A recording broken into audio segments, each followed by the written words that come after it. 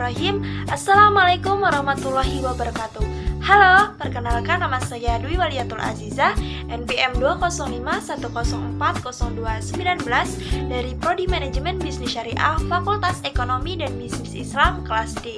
Baik, di sini saya akan mempresentasikan materi akad untuk memenuhi tugas mata kuliah Fikih Muamalah. Baik, mari kita mulai. Apa sih itu akad? Akad berasal dari bahasa Arab, yaitu dari al-aqad. Secara etimologi mempunyai banyak pengertian, yaitu mengikat, menghimpun, menyepakati, menguatkan, dan mengumpulkan di antara dua sesuatu.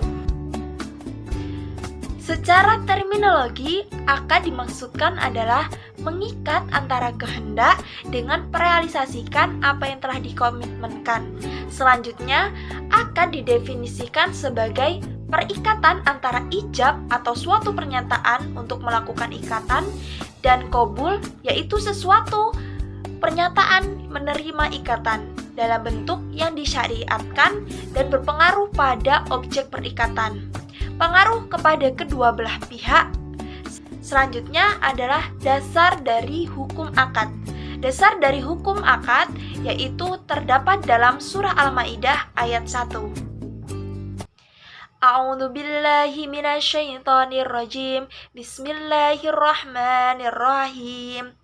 Ya ayyuhalladzina amanu aufu bil 'uqud uhillat lakum baqimatul an'ami illa ma yutla 'alaikum khairu muqili syaydi wa antum hurum innallaha yahkumu may yurid. Yang artinya, hai orang-orang yang beriman, penuhilah akad-akad itu. Dihalalkan bagimu binatang ternak kecuali yang akan dibacakan kepadamu. Yang demikian itu dengan tidak menghalalkan berburu ketika kamu sedang mengerjakan haji. Sesungguhnya Allah menetapkan hukum-hukum menurut yang dikehendakinya. Surah Al-Maidah ayat 1.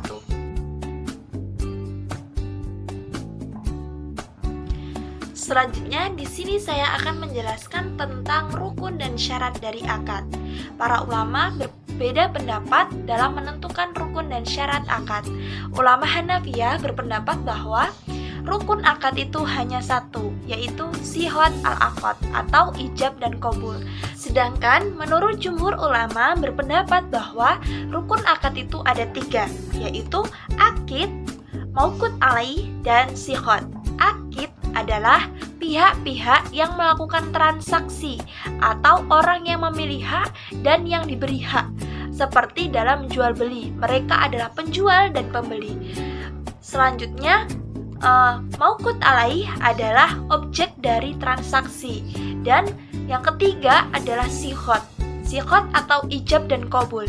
Ijab qabul merupakan ungkapan untuk menunjukkan kerelaan atau kesepakatan dua pihak untuk melakukan kontrak atau akad. Dalam ijab qabul terdapat beberapa syarat yang harus dipenuhi oleh ulama fikih menuliskan sebagai berikut, yaitu 1. Adanya kejelasan maksud antara kedua belah pihak. Yang kedua, kesesuaian antara ijab dan qabul. Yang ketiga, adanya pertemuan antara ijab dan qabul atau berurutan dan menyambung. Dan yang keempat, adanya satu majelis akad dan adanya kesepakatan antara dua belah pihak, tidak menunjukkan penolakan atau pembatalan dari keduanya. Selanjutnya, pembagian dari akad. Para ulama fikih berpendapat bahwa pembagian akad dapat dibedakan menjadi beberapa bagian berdasarkan sudut pandang yang berbeda, yaitu berdasarkan keabsahan menurut ketentuan syara.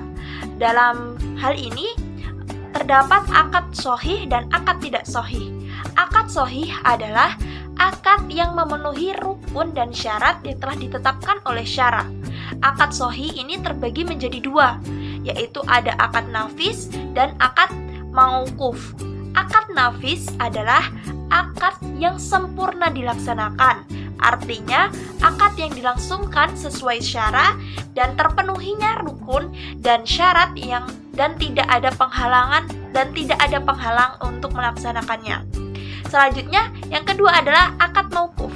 Akad mauquf adalah akad yang dilakukan oleh seseorang yang cakap, yang bertindak dalam hukum, tetapi dia tidak memiliki kewenangan untuk melangsungkan dan melaksanakan akad itu, seperti akad yang dilakukan oleh anak kecil yang sudah mumayyiz. Selanjutnya, akad yang tidak sahih. Akad yang tidak sahih adalah akad yang tidak memenuhi rukun dan syaratnya, sebagaimana telah ditetapkan oleh syara, sehingga seluruh akibat hukum akad itu tidak berlaku dan tidak mengikat pihak-pihak yang berakad. Dalam akad tidak sahih ini dibedakan menjadi dua, yaitu ada akad batil dan akad fasid. Akad batil adalah akad yang tidak memenuhi salah satu dari rukun akad. Dengan demikian syaratnya juga tidak terpenuhi atau terdapat larangan syara. Yang kedua adalah akad fasid.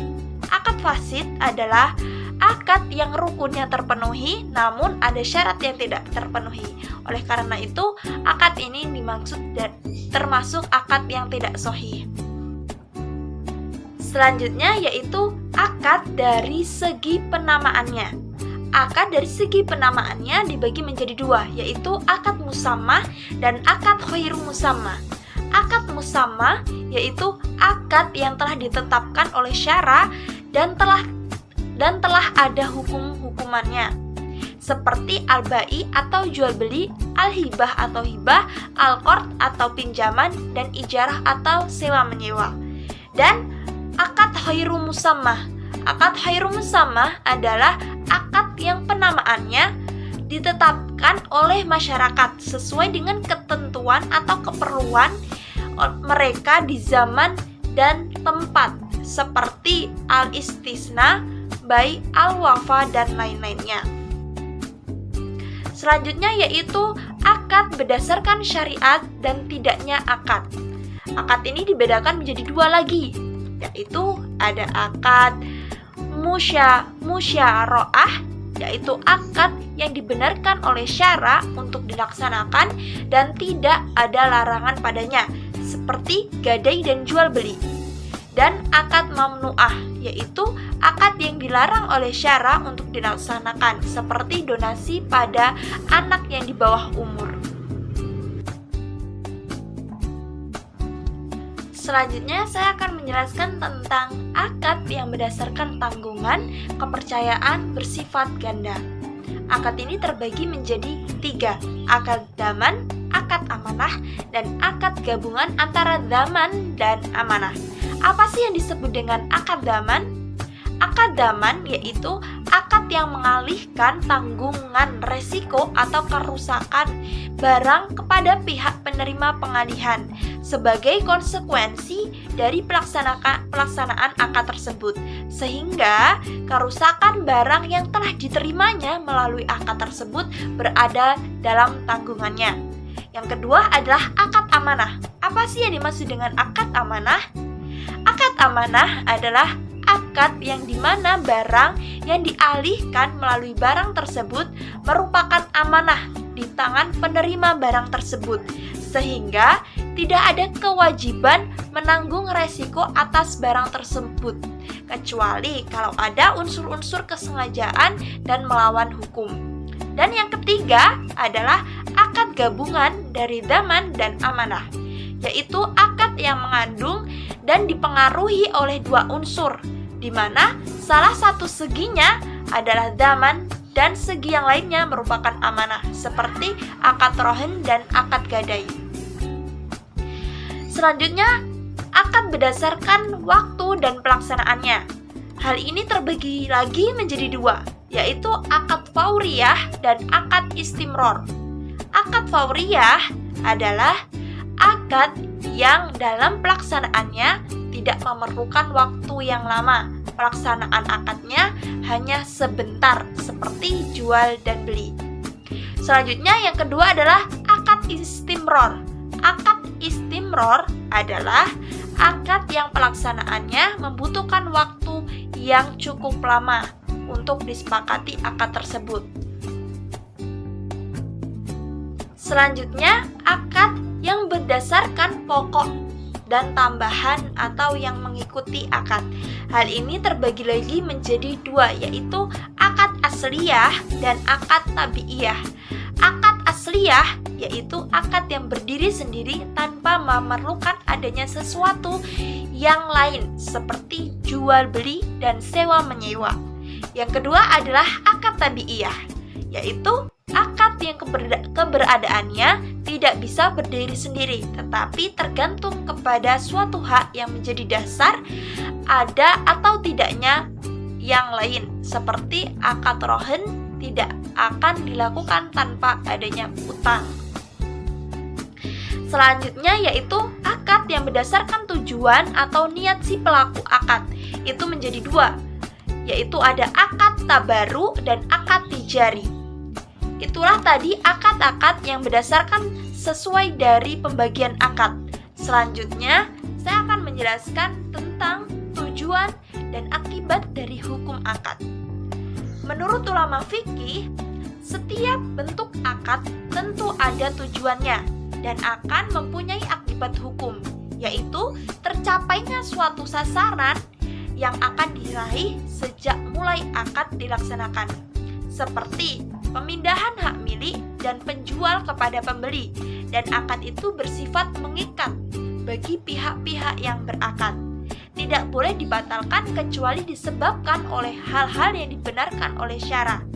Atas dasar inilah semua bentuk akad mempunyai tujuan dan akibat hukum yang tidak sejalan dengan kehendak syara. Hukumnya akan tidak sah, seperti akad-akad yang dilangsungkan dalam rangka menghalalkan riba. Selanjutnya, dari tujuan dan akibat hukum akad, maka terdapat prinsip-prinsip akad dalam Islam. Prinsip-prinsip akad dalam Islam ada banyak, yaitu 1. Prinsip kebebasan berkontrak, prinsip perjanjian untuk mengikat, prinsip kesepakatan bersama, prinsip beribadah, prinsip keadilan dan keseimbangan prestasi, dan prinsip yang terakhir adalah kejujuran atau amanah. Berikutnya, saya akan menjelaskan tentang berakhirnya suatu akad. Kita telah pelajari bersama bahwa yang di atas adalah tentang pembagian akad, macam-macam hak akad, dan hukum akad. Sekarang kita akan membahas tentang berakhirnya suatu akad. Akad akan berakhir jika disebabkan oleh hal-hal sebagai berikut. Yang pertama adalah berakhirnya masa berlaku dari akad tersebut apabila akad tersebut tidak mempunyai tenggang waktu. Yang kedua, dibatalkan oleh pihak-pihak yang berakad apabila akad tersebut sifatnya tidak mengikat.